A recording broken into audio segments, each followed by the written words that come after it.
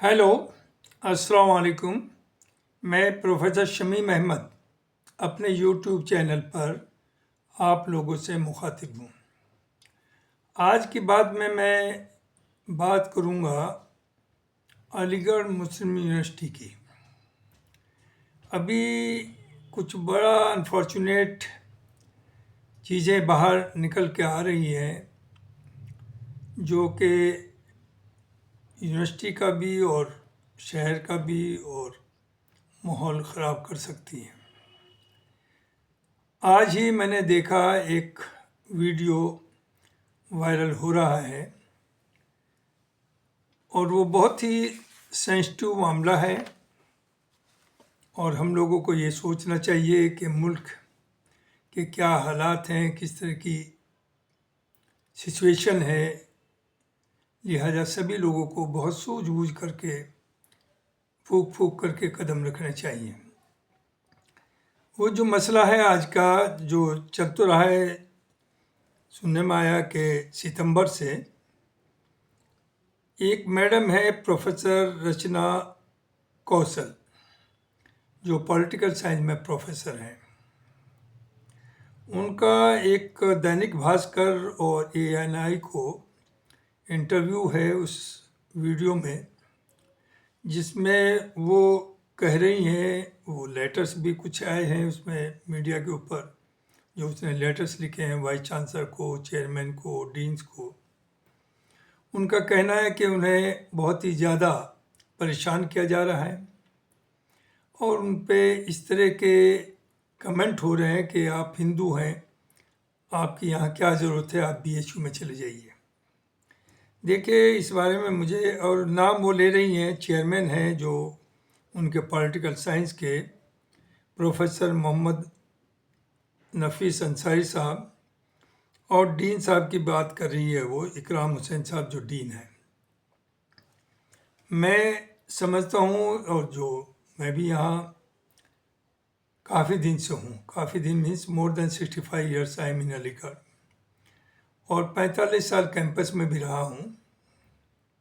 वो तो चीज़ अलग है कि बहुत से यहाँ के ओल्ड बॉयज निकले हैं, बहुत अच्छे माहौल में पढ़ा है, नॉन मुस्लिम्स। कुछ जाकर के बाहर बहुत तारीफ भी करते हैं और कुछ बहुत तीखे कमेंट भी करते हैं।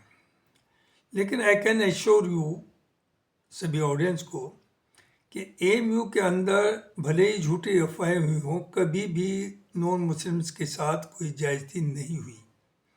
कम से कम वो कम्युनल बेसिस पे नहीं हुई कि वो हिंदू है या ये मुसलमान है, ऐसा नहीं हुआ। लेकिन हर समाज में, चाहे हिंदू हो या मुसलमान, अच्छे और बुरे कुछ लोग होते हैं। आप देख भी चुके हैं एएमयू के अंदर भी सेक्सुअल हरासमेंट के बहुत से केसेस आए हैं, इंक्वायरी भी बैठी हैं उसमें। हालांकि बाई चांस दोनों साइड मुस्लिम से इन्वॉल्व थी, कंप्लेनेंट भी और जिन पे चार्ज दिए थे वो भी, तो वो कभी कम्युनल नहीं बनाया गया, लेकिन मामला बिगड़े हैं।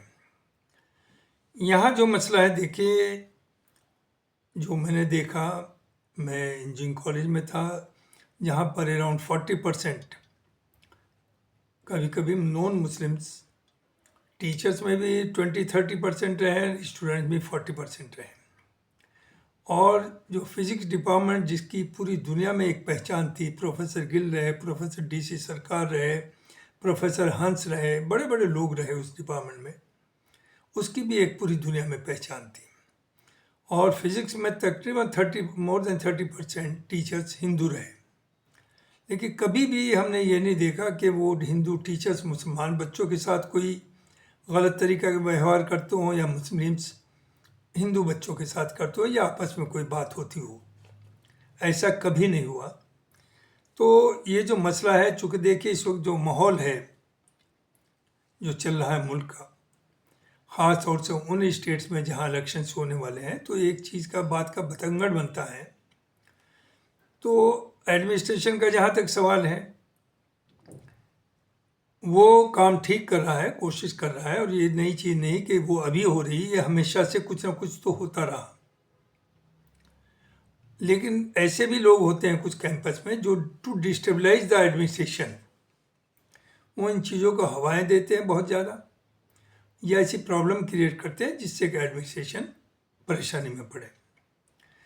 वाइस चांसलर 100 साल के बाद एक फीमेल आई हैं। कुछ लोग समझते हैं कि वो वीक होंगी, उन्हें डिस्टेबलाइज किया जा सकता है। उनके लिए मैसेज ये है कि देखिए, वाइस चांसलर कोई भी हो, वो वाइस चांसलर है और उसे डिस्टेबलाइज करना आसान नहीं है और न करना चाहिए। उससे इदारे का नुकसान है, यूनिवर्सिटी का नुकसान है, कम्युनिटी का नुकसान है, बच्चों का नुकसान है। हाँ, अगर कोई गलत चीज़ होती है, अक्सर होती है, इतनी सब चीज़ें तो ऊपर तक नहीं जाती, तो उन्हें वाइस चांसलर के नॉलेज में लाना चाहिए और उनसे रिक्वेस्ट करनी चाहिए, अपील करनी चाहिए कि उसके ऊपर वो अगर गलत कुछ हुआ है एक्शन लें। हाँ, ये ज़रूर है कि एक्शन ना लेने से मामलात आगे बहुत बिगड़ते जाते हैं, तो एक्शन होना चाहिए, जैसा भी हो, जितना भी हो, एज पर जो भी क्राइम किया है। तो अब मैं फिर आता हूँ इस पे, जहाँ तक मैडम कौशल का है, जो मैंने अभी वो वीडियो देखा है, और अगर जो उन्होंने वीडियो में कहा है कि वो सब चीज़ें वाइस चांसलर साहब की नॉलेज में भी लाई हैं और बहुत सीरियस मसाइल हैं, अगर उसे आप सुनिएगा। और जो उन्होंने लेटर्स लिखे वो भी, उनका पहला लेटर शायद 22 सितंबर 2025 का है, और उससे पहले भी वो कह रही हैं कि उनके साथ बहुत ज्यादती हुई, तरह तरह के कमेंट्स हुए।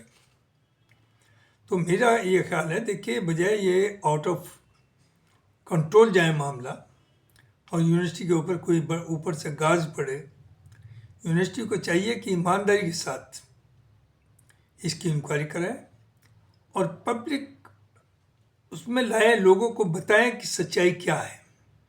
अगर केस झूठा है तो वो भी बताएं, प्रेस कॉन्फ्रेंस करें, शहर के जो सिटी के जो हमारे ऑफिसर्स हैं एडमिनिस्ट्रेशन के, डीएम, एसएसपी, उन्हें सच्चाई बताएं, और अगर सच्चा है तो भी बताएं। बजाय ये कि जाहिर है उन्होंने जो कहा वो एफआईआर करेंगी, she will go to the court, और इससे मामला बहुत डिस्प्रोपोर्शनली बिगड़ेगा। तो उससे अभी भी जो भी बेहतरी है, जो भी सच्चाई है, उसे सामने रख करके इस पर एक्ट करना चाहिए। और अगर वाकई ऐसा हुआ है, जो मैं आई डोंट एक्सपेक्ट कि इतना सीनियर टीचर्स, इतना एक्सपीरियंस चेयरमैन एंड डीन कोई ऐसे काम करेंगे, लेकिन अगर वाकई किया है तो फिर एग्जाम्पलरी पनिशमेंट इसमें होना चाहिए। ये नहीं ये तेरा मेरा। देखिए, होता क्या है कि ज़्यादातर चीज़ें रजिस्ट्रार लेवल तक या फाइनेंस ऑफिसर लेवल तक या वाइस चांसलर लेवल तक जाती ही नहीं, उन्हें नीचे ही गोलमोल किया जाता है, जो कि गलत है। तो ये ज़रूरी नहीं कि अगर कहीं एक्शन नहीं हुआ तो वो वाइस चांसलर की उसमें कंसेंट है, वो नहीं चाहती। आई डोंट थिंक कोई भी वाइस चांसलर, कोई भी हो, यही नहीं जो टॉप पर है, वो कभी नहीं चाहेगा कि उसके इंस्टीट्यूशन में कुछ इस तरह के मामला हो जिससे कि इंस्टीट्यूशन की बदनामगी हो और उसके ऊपर आँच आए। दूसरी तरफ जो इनडिसिप्लिन का मामला है, वो आप देख ही रहे हैं कैंपस के अंदर कि टीचर्स के अंदर डिपार्टमेंट में मारपीट होती है। फिर एक टीचर लिख करके ये कहता है कि मुझे राइफल लाने की परमिशन दी जाए। आखिर जब टीचर्स ऐसे करेंगे तो आप बच्चों से क्या उम्मीद करेंगे? बच्चों को माँ बाप भेजते हैं आपके सरपरस्ती में, क्योंकि रेजिडेंशियल यूनिवर्सिटी है, तो आपका काम सिर्फ यही नहीं कि क्लास में आप पढ़ा दें, बल्कि उनकी तरबियत का भी आपको ध्यान रखना, उनकी जो पर्सनल लाइफ है उसे भी सुधारने की कोशिश करनी, जो शायद हम वी आर लैगिंग बिहाइंड। दूसरी तरफ आप देख ही रहे जिस तरह से कैंपस में मर्डर्स हो रहे हैं, वो murders again it is not during this the period of this vice chancellor, ये 20-30 साल से होता आ रहा है। आपके पी.के. अब्दुल अजीज साहब के ज़माने में तो इस हद तक हुआ कि वाइस चांसलर की कोठी में आग लगा दी गई थी। तो यहाँ बहुत कुछ हुआ, ऐसा नहीं है कि कोई नई बात है, लेकिन अनफॉर्चुनेटली हुआ ये है कि चूँकि उसमें बहुत बड़ा एक्शन कभी नहीं लिया गया है, तो लोगों की हिम्मत अफजाई होती है। इस वक्त भी पूरी दुनिया के इंटरनेशनल यूनिवर्सिटीज़ में जाइए तो जो बच्चे नए आते हैं उन्हें हॉस्टल देते हैं, और 1 साल के बाद बच्चों से कहते हैं कि भाई हमें नए बच्चों को लाना है, वो नए होते हैं, आप बाहर जाके रहिए, और वो रहते हैं। और यहाँ ये हो रहा है कि किसी पोस्ट में ये हिम्मत नहीं है वार्डन में कि एक कमरा भी किसी बच्चे को अलॉट कर दें। और जो नए बच्चे आ रहे हैं वो बाय एंड लार्ज धक्के खाते फिरते हैं, इधर उधर रह रहे हैं। और पुराने लड़के, even those who have already pass, जो नौकरी कर रहे हैं, उनसे आप कमरा खाली नहीं करा पा रहे हैं। और काफ़ी ऐसे भी हैं जो लीगल हैं, जिनका यूनिवर्सिटी से कोई लेना देना नहीं है, वो भी कैंपस में रह रहे हैं। पीके अब्दुल सामने अगर याद हो, हर कमरे की तलाशी ली थी, उसके बाद फ़ोटो लगवाए थे इसमें कौन कौन रहता। 1,500-2,000 बच्चों को से खाली कराया था कैंपस। इसका मतलब एक हॉल की स्ट्रेंथ के बराबर उन्होंने वैकेंसी क्रिएट की थी इस तरह से। तो इसमें किसी का इसका सवाल नहीं, अगर एक को निकाले तो दूसरे को रख रहे हैं, दूसरे को सहूलियत मिल रही। तो गलत आदमियों को आपको करना पड़ेगा। इससे काम नहीं चलेगा कि टाइम पास करना है, हर चीज़ को गोलमोल। अभी एक बहुत बड़ा मामला आया था कि जो एनआरई कोटे के अंदर में एडमिशन लेते हैं या सेल्फ फाइनेंस में लेते हैं, उसमें 20 करोड़ के घपले की बात आई। कुछ लोगों का तो ये कहना है कि वो 100 करोड़ तक की है शायद। उस पर इंक्वायरी बैठाई। इंक्वायरी में कौन लोग हैं? इंक्वायरी में आपने उन लोगों को इंक्वायरी का मेंबर बनाया जो एक पार्ट ऑफ एडमिनिस्ट्रेशन है और उनके डिपार्टमेंट्स खुद इन्वॉल्व हैं। वो नहीं हो सकते, ये नहीं ज़रूरी कि वो भी इन्वॉल्व हों, लेकिन उनके डिपार्टमेंट किसी ना किसी लेवल पर गड़बड़ होती है। चाहे वो फाइनेंस ऑफिसर हो, चाहे वो कंट्रोलर ऑफिस हो, कोई ज़रूरी नहीं कि कंट्रोलर गड़बड़ होता है, उसकी नॉलेज में ना हो, लेकिन उसके साथ 100 आदमी काम करते हैं। अगर एक आदमी बैठ करके इधर से उधर कुछ कर देता, 9 के 100 बना देता, तो वो क्या कर सकते हैं? हर चीज़ को चेक नहीं कर सकते। तो इनमें आपको इंक्वायरी करानी तो आप इंडिपेंडेंट जुडिशियली इंक्वायरी कराइए, सीबीआई की भी नहीं, पुलिस की भी नहीं, बल्कि जुडिशियल इंक्वायरी। और उसमें 2-3 टीचर भी आप अपने रख दिए, और अगर जो उनकी फंडिंग हो उस पर एक्ट करने की ज़रूरत है। उसे गोलमोल दबाने से नुकसान कम्युनिटी का भी है, यूनिवर्सिटी का भी है, माहौल भी बिगड़ता है और दूसरे लोगों को एनकरेजमेंट भी मिलता है। आपको सभी को मालूम है कि 12 महीने 10, 20, 30 इंक्वायरी चलती रहती है यूनिवर्सिटी कैंपस के अंदर लोगों के खिलाफ, जो तरह तरह की रिपोर्ट्स आती हैं। यहाँ तक है कि एक डेली वेजर के अपार्टमेंट के लिए 10-10, 15-15 लाख रुपया ले लिया गया। अगर आप पूछेंगे मुझसे फ़ोन कर लीजिएगा, मैं will give you the full information. यहाँ क्या क्या नहीं कर रहे हैं। तो क्या ये वाइस चांसलर करा रहे हैं? क्या वाइस चांसलर के नॉलेज में है? बिल्कुल नहीं, ये हम और आप करा रहे हैं। तो इसमें जिम्मेदारी सारी एडमिनिस्ट्रेशन टॉप पे नहीं डालनी, बल्कि जो टीचर्स, एग्जीक्यूटिव काउंसिल में कौन ज़्यादा लोग बैठते हैं, एकेडमिक काउंसिल में कौन बैठते हैं? Majority of the teachers. Administration में मैक्सिमम कौन है? मेजोरिटी का 99% और दे आर टीचर्स, चाहे वो प्रोस्ट हो, चाहे प्रॉक्टर हो, चाहे DFW हो। दूसरी चीज़, लोगों का कहना एक सबसे बड़ी बात है जिस पे अभी एक बहुत बड़ी कंट्रोवर्सी भी खड़ी हुई है। मेरा एक सोच है, अगर मैं गलत हूँ तो आप उसे करेक्ट करिए, यू हैव द राइट। इसमें किसी के खिलाफ नहीं है, किसी की सपोर्ट में नहीं है, कि जो ये अब से नहीं, ये 40 साल से मैं देख रहा हूँ कि तब क्या होता था कि till the end of session उसका अपॉइंटमेंट है टेम्परेरी टीचर का, और आपने उसे वार्डन बना दिया। उसका अपॉइंटमेंट मई में ख़त्म हो गया, जून, जुलाई, अगस्त, सितंबर आप उससे वार्डन का काम लेते रहे, और उसके बाद ख़त लिखते हैं कि साहब ये तो एडमिनिस्ट्रेटिव काम कर रहा था, इसकी तो आप एक्सटेंड करिए, इसकी तो सैलरी दीजिए। अरे वो वार्डन या प्रोस्ट या असिस्टेंट प्रॉक्टर या प्रॉक्टर इसलिए है कि वो टीचर है। जब वो टीचर ही नहीं रहा तो आप एडमिनिस्ट्रेटिव काम कैसे ले रहे हैं? नंबर 2, टीचिंग एंड लर्निंग ऐसी चीज़ है जो आदमी बचपन से लगा करके मरने तक सीखता है। और किसी कोर्स को अगर आपने 2 नहीं, 3 साल नहीं, 10 साल भी पढ़ाया और फिर भी पढ़ के पढ़ेंगे तो उसमें कुछ ना कुछ आपकी नॉलेज में ऐड होता है जो आपको बच्चों को तक पहुँचाएंगे। टीचिंग बहुत आसान नहीं है। हो ये रहा है कि एडहॉक जो बेचारे डेली वेजर्स हैं, चाहे वो क्लरिकल हो, चाहे वो लैब के अंदर हो, उनसे आप मैक्सिमम काम लेते हैं। जो परमानेंट है उनसे आप काम ही नहीं ले पाते, रेगुलर से नहीं ले पाते। उसी तरह से जो टीचर्स हैं, कुछ तो फिक्स सैलरी के ऊपर है, कुछ एज ए गेस्ट फैकल्टी हैं। इस तरह से आप अपॉइंट करते हैं फॉर 1 एकेडमिक ईयर, 8 महीने 10 महीने। तो उन्हें पढ़ाने के लिए मेहनत करनी पड़ेगी। एक लेक्चर देने के लिए 4-6 घंटा पढ़ना पड़ता है, तब आप सही तरीके से एक लेक्चर देते हैं। लेकिन लोगों ने क्या कर लिया, इस पर एक साहब नाराज भी हो गए थे। नाराज होने की बात नहीं थी, अगर उन्हें हर्ट फील किया तो मैं कुछ कर नहीं सकता हूँ, कि एक एडहॉक या टेम्पररी या फिक्स सैलरी वाले को आप ना तो वार्डन बनाएं और ना ही असिस्टेंट प्रोक्टर बनाएं, और साथ साथ स्कूल के टीचर्स को भी यूनिवर्सिटी जो हॉल्स हैं, स्कूल के टीचर्स को स्कूल के जो हॉस्टल हैं उसमें वार्डन बनाए या प्रोस्ट बनाए, जो चाहे करिए, चूँकि वो उन बच्चों को कंट्रोल करेंगे, वो जानते हैं उन्हें। लेकिन उन्हें यूनिवर्सिटी के अंदर आप वार्डन या प्रोस्ट बनाएंगे तो ये तो गलत है। उसी तरह से जो ये टेम्परेरी टीचर्स हैं, ये बेचारों को मौका दीजिए कि वो पढ़ के अपने आगे बढ़े। चूँकि 10-10, 12-12 साल तो वो टेम्परेरी रहते हैं, और बाद जगहों पर कोई पोस्ट ही सैंक्शन नहीं है और लोग काम कर रहे हैं, वही आप सेविंग्स में से या कहीं से गेस्ट फैकल्टी उसे पे कर रहे हैं। तो वो अगर अच्छा टीचर होगा तो इस बीच में वो बजाय 20 साल यहाँ पढ़ा रहेगा, वो 100 जगह अप्लाई करेगा, रिसर्च के पेपर पब्लिकेशंस होंगे, उसका टीचिंग एक्सपीरियंस होगा। अगर वहाँ इंटरव्यू सिलेक्शन कमेटी में उससे कहेंगे लेक्चर दीजिए तो अच्छा लेक्चर देगा, तो कम से कम दूसरी जगह उसे एक पॉसिबिलिटी रहेगी।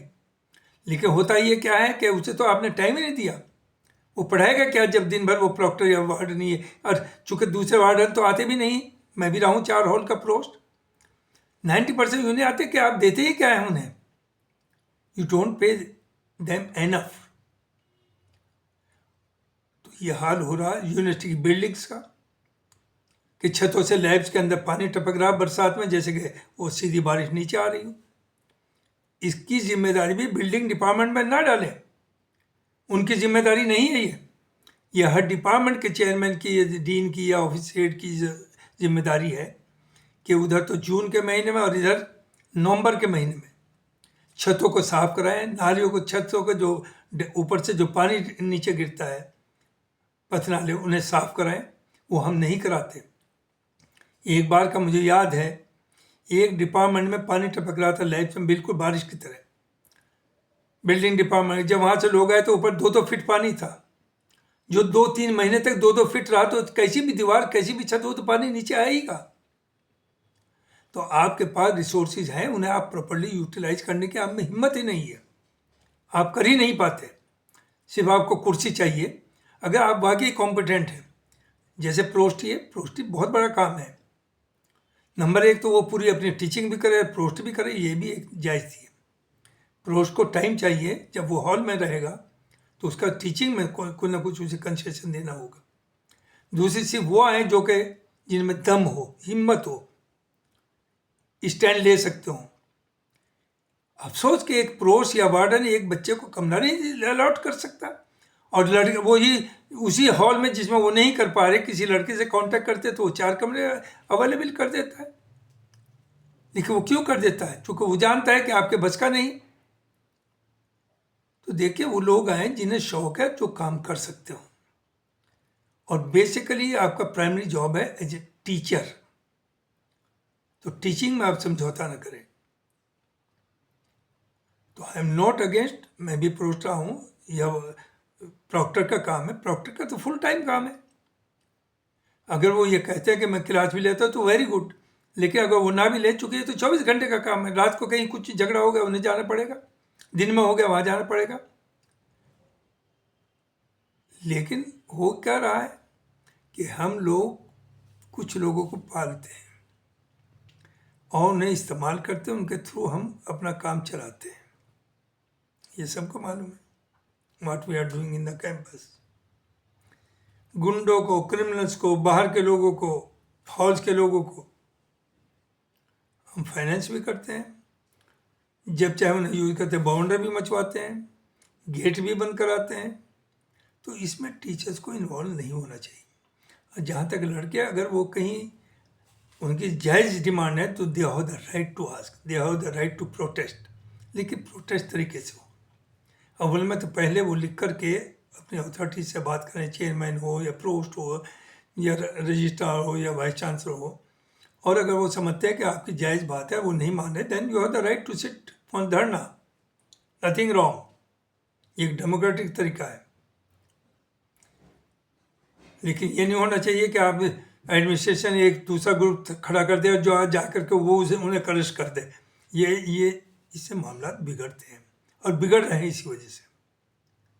जितनी इंक्वायरीज होती हैं, बड़े बड़े सीरियस मामला आते हैं कैंपस में, 6 महीने, साल भर, 1.5 साल इंक्वायरी चलेगी, उसके बाद फाइल बंद, एक्शन टेकन जीरो। तो देखिए, इवन इस्लाम में भी एक तरफ आप करते हैं this is religion of peace, mercy, मोहब्बत, प्यार, लेकिन आप ये बात नहीं करते कि इस रिलीजन में जो पनिशमेंट है वो दुनिया के किसी रिलीजन में पनिशमेंट नहीं। जमीन में गाड़ करके पत्थरों से मारना, जुमे के दिन चौराहे के ऊपर लटका के तलवार से गर्दन काटना, this is also part of Islam. तो रिलीजन में यही नहीं मोहब्बत है, उसमें पनिशमेंट भी है। और पनिशमेंट इसलिए दिया जाता है कि दूसरों को एग्जाम्पल क्रिएट हो, दूसरे लोग उससे बाज जाएं। लेकिन जब आप क्रिमिनल को छोड़ देंगे, उस पर कोई एक्शन नहीं होगा, तो लोग क्यों मानेंगे? वो तो आगे करेंगे। तो मुझे ये कहना है कि जहाँ तक इस वक्त मैडम का मामला है, ये कम्युनलाइज हो रहा है और ये आपके हाथ से निकलता जा रहा है। तो यूनिवर्सिटी अथॉरिटीज़ को चाहिए, सब टीचर्स को चाहिए, और अगर कहीं गलती हुई है तो उन्हें बुला करके उनसे माफ़ी मांगिए। और वो जो जिस तरह से वो बोल रही थी, उन्होंने कहीं ये चार नहीं लगाया कि मेरे साथ 30-40 साल की नौकरी में कोई कमेंट हुए या किस तरह की बात हुई या हुई। रिसेंट जो डेवलपमेंट है उसकी उन्होंने बात करी है, वरना वो कहती है कैंपस में किसी तरह की ये फीलिंग नहीं है, मुझे कोई कंफर्टेबल बिल्कुल नहीं, मेरे बच्चे स्टूडेंट मेरे से बेहद मोहब्बत करते हैं, मुझे रेस्पेक्ट करते हैं। उनके इंटरव्यू से तो ये सब चीज़ें सामने आ रही, बाकी God knows, we don't know the truth, I don't know personally, लेकिन बाय एंड लार्ज उनकी भी तारीफ ही सुनी है। और नफीस साहब को भी मैंने नहीं सुना कि कोई बुरा कहता हो, या आपके इकराम साहब को। तो बेहतर यह है कि एडमिनिस्ट्रेशन सबको पास बैठाए और चीज़ों को रिसॉल्व करें, और जिसके साथ जायज़ती हो उससे माफ़ी मांगी जाए, और जिन्होंने जायज़ती की है उन्हें वार्निंग दी जाए अगर ऐसा हुआ है। ये नहीं कि अननेसेसरी फॉल्स रिपोर्ट पे ही कोई, क्योंकि फॉल्स देने वाले भी बहुत हैं, लेकिन she is a professor, senior lady है, टीचर है। आई डोंट थिंक कि वो आसानी से किसी के चढ़ाई में आकर के, हालांकि लोग करते भी हैं, ये भी होता है, लेकिन we don't expect this from her. Thank you very much.